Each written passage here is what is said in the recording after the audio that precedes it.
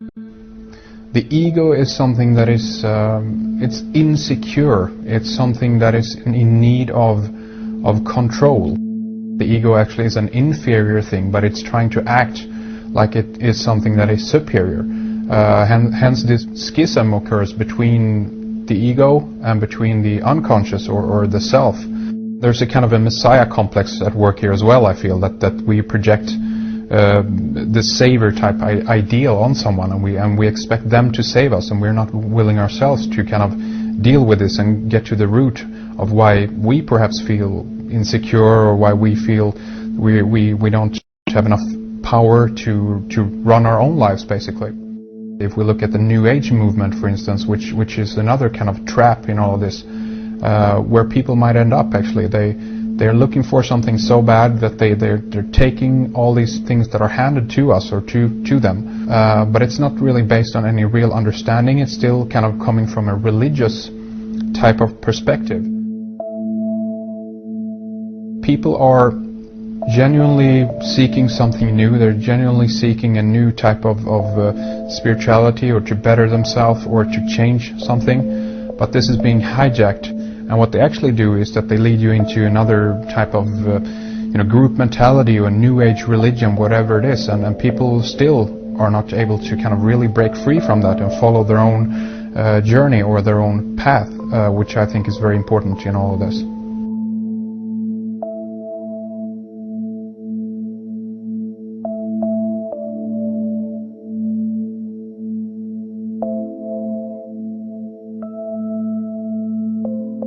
In the pre-Christian era, there were several cults of incredible power, most notably the stellar, solar, Saturnian, lunar, and mushroom cults.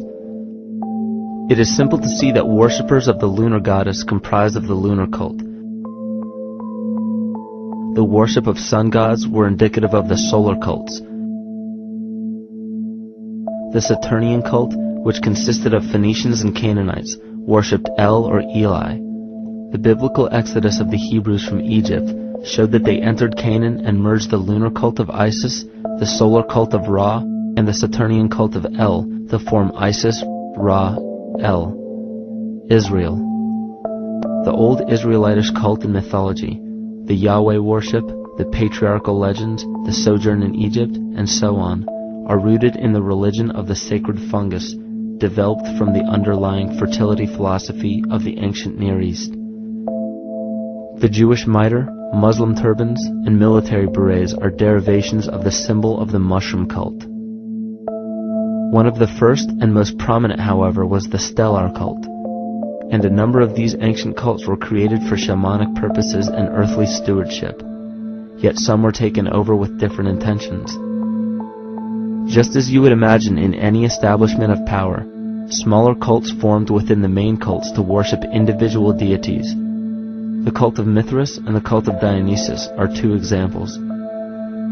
You still today can see the Mithraic or Phrygian cap on the symbol of the seated Liberty dollar, the coat of arms of many countries, the reverse side of the flag of Paraguay, the seal of the United States Senate, and even involved in the solar cult holiday that we now call Christmas. In the cult of Dionysus, many festivals were celebrated, such as the Greater Dionysia, celebrated in Athens around the spring equinox. The foremost event in this festival was the Thymelic contest, in which poets, musicians, and entertainers performed in an open-air theater. Musicians did not have to pay taxes, and members of the Artists Guild did not have to participate in military affairs. The cult of Dionysus is still alive to this day as the entertainment industry.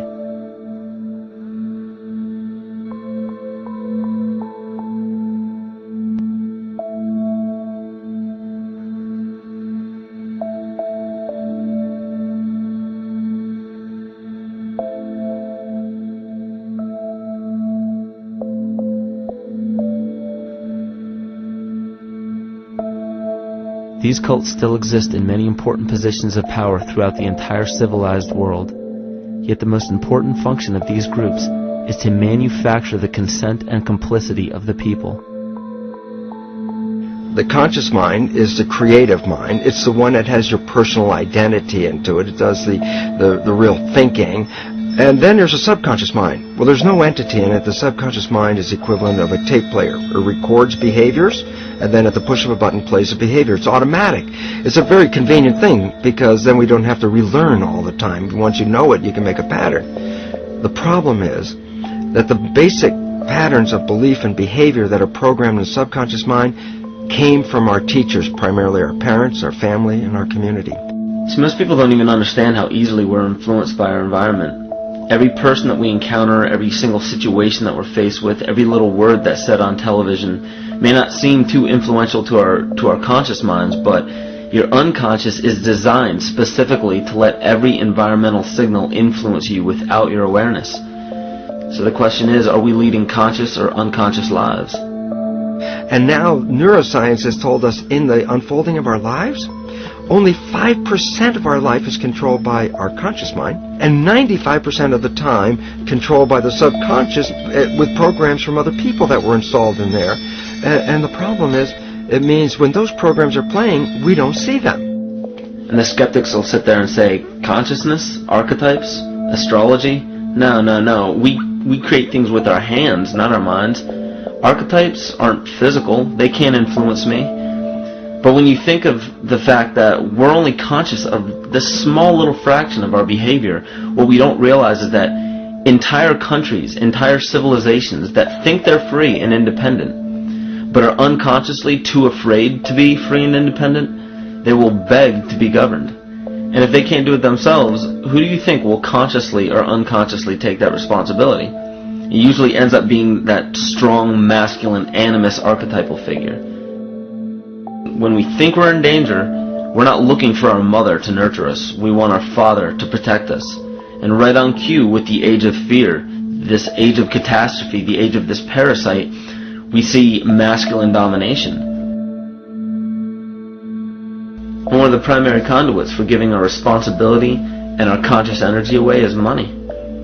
We surely don't want to admit that our dependency on money is flawed, because that would imply that the fault is our own. And God forbid we take responsibility for our lives, so we blame the money.